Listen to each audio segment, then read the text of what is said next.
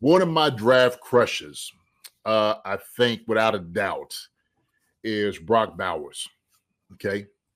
Brock Bowers is a guy that when I look at him, when I've seen him over the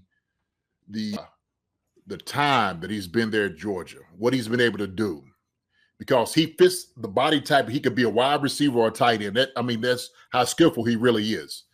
And if we're thinking just long term here, if we had somebody that was going to either take over heir apparent for Travis Kelce, because we don't know how long Kelce is going to be able to do it, right? Man's 35 years old or close to it. I know he's with Taylor Swift, keeping a little young, running around and stuff, but I think he may want to start moving out of the realm of the NFL. So we keep him for 2 years. You got a guy like Brock Bauer here. I think that works for us. You hit two birds with one stone because he can go outside, them double teaming out, inside and out. Man, it just works because he's like a wide receiver, tight end. But I do think when you have that type of combination and you add Hollywood Brown, that makes for a difference what you want to do offensively. So Brock Bowers to me, man, is almost a no-brainer. That's one of my crushes, no doubt. So what you say? What you think? I'm going to echo somebody in the chat here. Brock Bowers would be nuts. It would be nuts. I mean, if we were to get him, like you said, it would check off the wide receiver and tight end spot. And then also, too, it would be preparing our guy next in line for Travis Kelce. But, I mean, obviously, yeah, I think someone wrote won't be anywhere close to us. But, obviously, it would take some draft capital to get that, JD. And is Brock Bowers, in your mind, JD, is Brock Bowers worth it where we would have to, trade some future assets to go get him? I do. I do believe that. I think so. I think if you're thinking about somebody, like I said before, who can take over the role of Travis Kelce, maybe someone emulate what he's been able to do over the years. The closest one in this draft, or at least from what I've seen, maybe this year or next year, if we have to address that issue, is a Brock Bowers. I mean, it really is. So why not go get a guy now that has a talent that has been destroying defenses, just makes it look easy, and can do everything that you possibly want him to do as a wide receiver and a tight end body. This is, if you're going to do up and move up in a draft, this will be the draft for me to do something like that for the Chiefs. So I think you should have just traded up like 3 spots and gotten Dalton Kincaid last year. Yeah, JD, what do you see the difference between, because I know Kincaid was the talk of last year's draft. And he went pretty late in the first. What's the biggest difference between Dalton Kincaid and Brock Bowers in your mind? Athletic ability.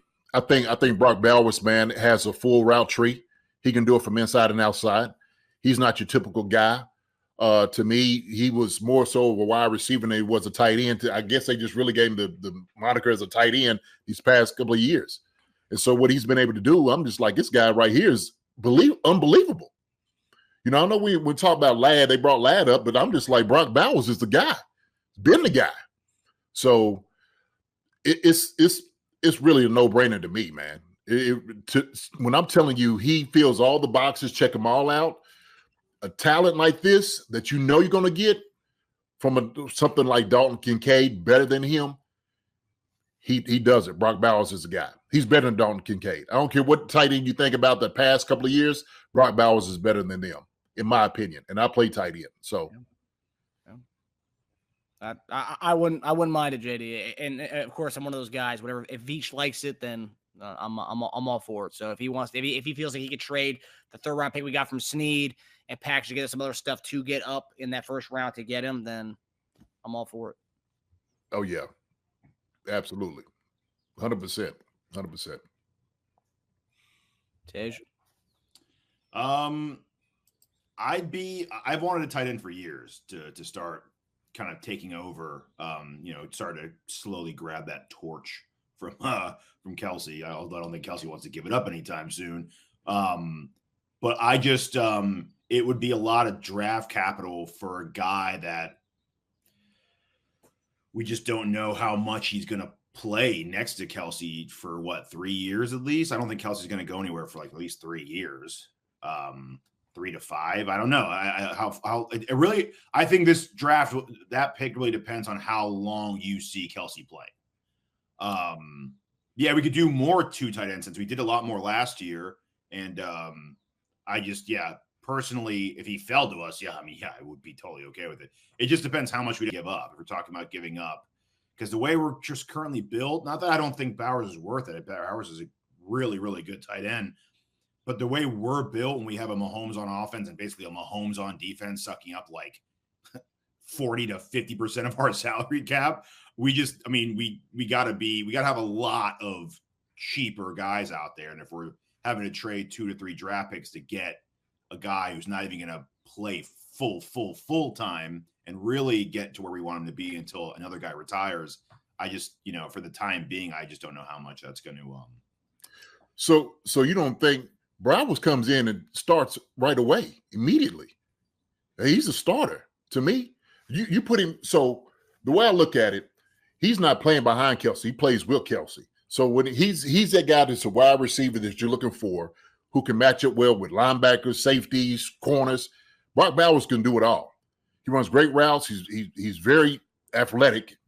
And so you have Hollywood Brown, you have Travis Kelce, you got Brock Bowers, and let's say you get another guy in here, right? Rasheed Rice to come back later after all the things he has to deal with. But he's a guy that you could put in and plug and play right now. Think about it like this.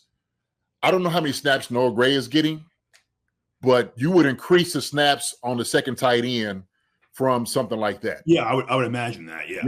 Yeah. And so when more 2 tight end sets, right?